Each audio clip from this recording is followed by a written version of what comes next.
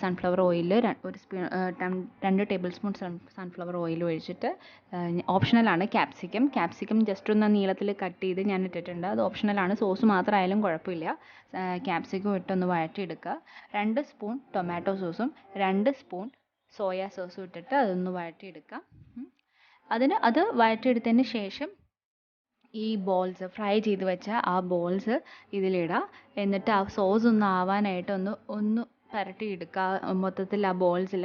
അപ്പോൾ പിന്നെ ബോൾസ് ഇട്ടതിന് ശേഷം ഇത് ഫ്ലെയിം അപ്പോൾ തന്നെ ഓഫ് ചെയ്യാം. പിന്നെ കുക്ക് ചെയ്യേണ്ട ആവശ്യമില്ല. ജസ്റ്റ് ആ സോസ് ഒന്ന് അതിൽ മിക്സായി കിട്ടിയാൽ മതി നമുക്ക്.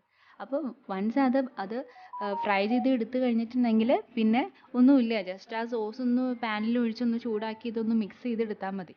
അപ്പോൾ വളരെ ടേസ്റ്റ് ആയിട്ടുള്ളൊരു ബ്രെഡ് കൊണ്ട് ഉണ്ടാക്കാൻ പറ്റുന്ന ഒരു വിഭവമാണ്. അപ്പോൾ എല്ലാവരും ട്രൈ ചെയ്യണം.